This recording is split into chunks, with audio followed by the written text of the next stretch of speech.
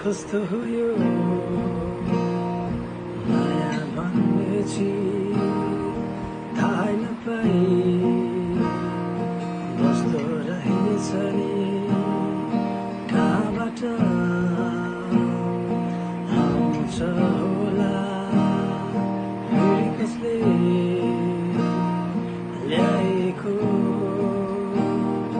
जिन्दगी